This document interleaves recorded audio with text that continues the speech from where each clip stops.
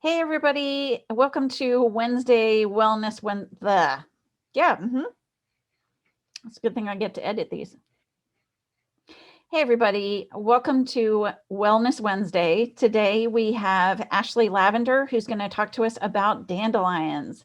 If you are watching this on the YouTube, go ahead and click and subscribe so that you get notified of when another video appears. And be sure to leave us some comments to let us know how you enjoy things.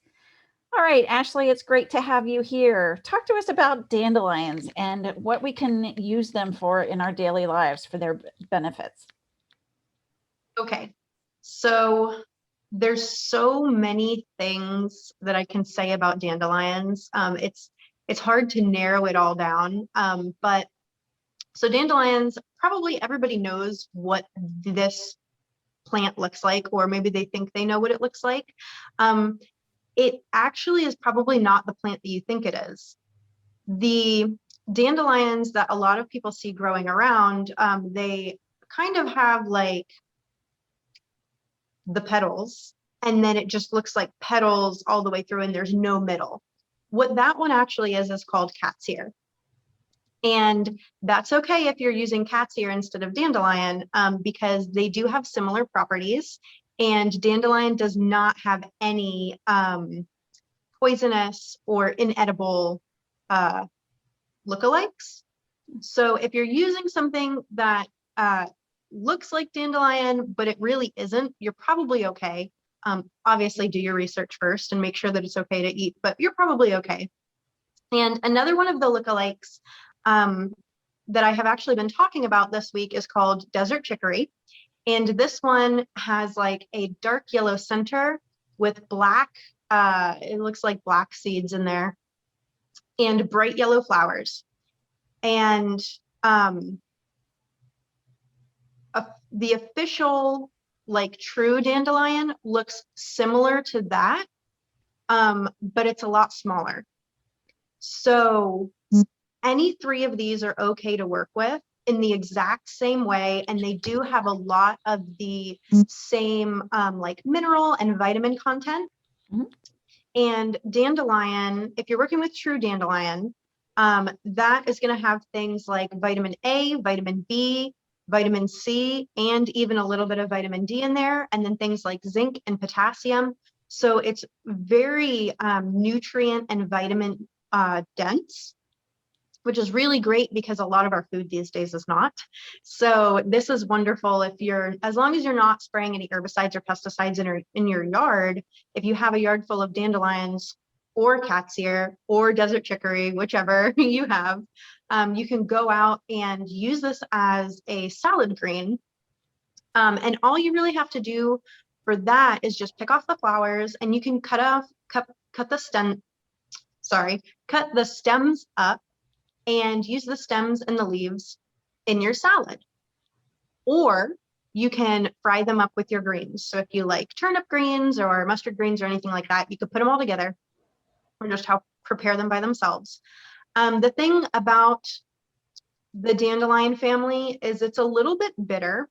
So you might not want to have a bowl full of dandelion greens if you're not used to bitter things. I like to mix mine with some salad mix as well. That way you get a little bite of bitter here and a little bite of bitter there, but it's not a mouthful of bitter stuff. I can tell you that So recently I have added some dandelion leaves to my own salads. And basically, a base for a salad in our house is romaine lettuce. And so I've just added a handful of leaves, maybe a dozen leaves, and just ripped them apart and added it to my salad bowl. And I really don't taste the bitterness to it.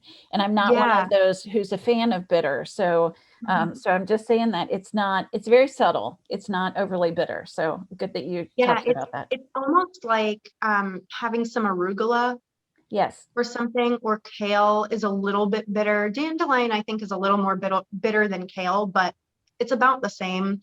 Mhm. And it's a really good way to get these like wild edibles into your diet. So that's one way that you can work with them. Well, actually, that was two ways, I guess, if you're going to saute them. Right. And then a few other ways are in tea. So different parts of the plant has different abilities. If you're working with the root, you really want to do a decoction, which basically just means a really, really long steeped tea. Okay. So you just cut it up, dry it if it's not already dried, and put it in some boiling water and just let it sit for like 30 minutes to an hour. And it's going to become really, really, really dark. A lot of people like to use dandelion root as like a coffee substitute. Now, it does not have any caffeine in it, but it does taste very similar to coffee. So it's kind of like having decaf, I guess, but you're also getting all of the nutritional benefits as well. And another way to use the root is as kind of like a liver tonic. So if you need help with digestion or liver stimulation or like lymph stimulation or something like that, you can put the root in a tincture and take it that way. And it's really good for supporting your liver.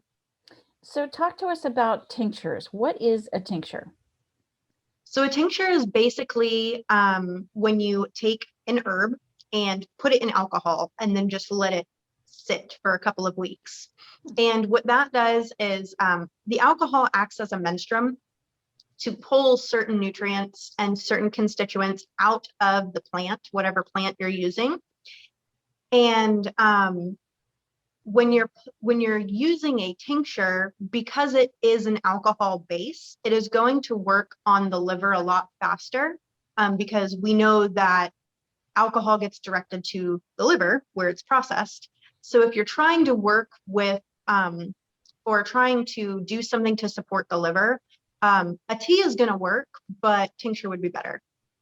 So when we're talking about alcohol, are we talking about vodka or Everclear or grain alcohol? Is that the sort of stuff we're talking about? Yes. It's going to be like your heavier alcohols.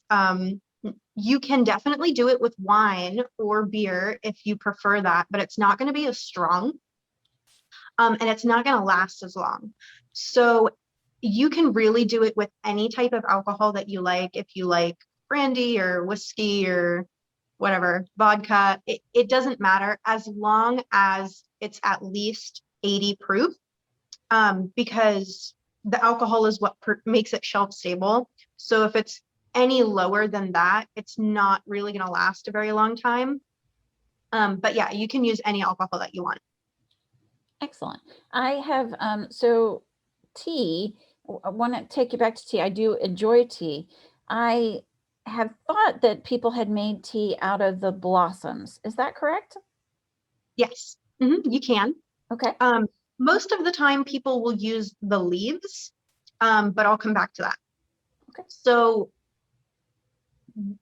it's funny that you said that, actually, because I've been seeing all around the internet lately that people are like, oh no, you can't use the flowers in tea. You shouldn't do that. There's nothing in there for you, blah, blah, blah. And it's like, well, actually the flowers, the blossoms are what's called an exhilarant.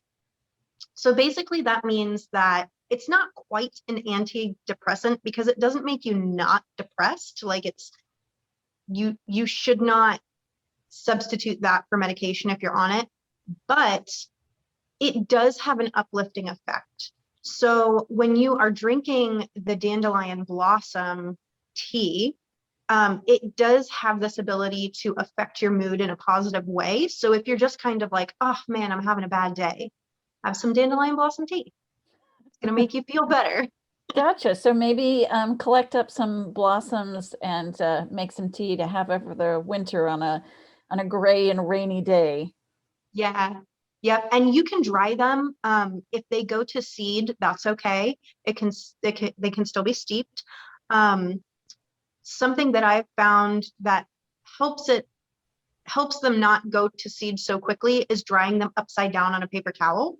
So I just put them like the blossom side down on a paper towel and put them in a sunny window.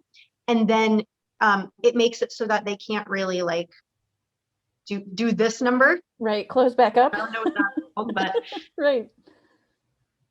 That's awesome. So once they dry, Do you then peel apart the blossoms or just drop them into some water for tea? I put them in my French press, and I just drop them in, pour some water over it, and then, you know, the French press acts as a strainer. So then you won't be getting all of that plant material in your cup.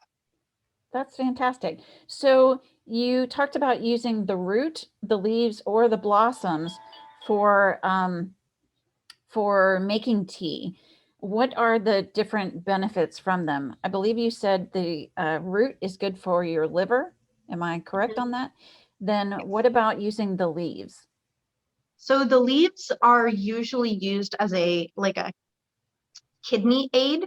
So if you're having any issues with your kidneys, or a lot of times people will use them if they have something like kidney stones. And I'm not exactly sure on the science behind that, whether it like prevents the kidney stones or helps break them up or whatever. But people do use it for that. And again, just like you want to use alcohol when you're trying to direct something to the liver, you want to use a water menstruum when you're trying to direct something to the kidneys, because that's what the kidneys do. They filter out water. So using the leaves and even the stems is okay too. If you're trying to work on the kidneys, you would really want to steep it in water and make a tea. That's fantastic.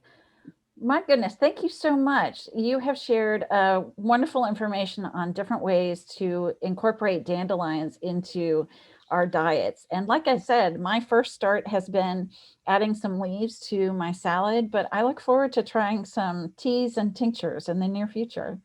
Thank you so much. Awesome. You're welcome. And I hope everybody enjoyed this and watch for our next videos. Thanks so much.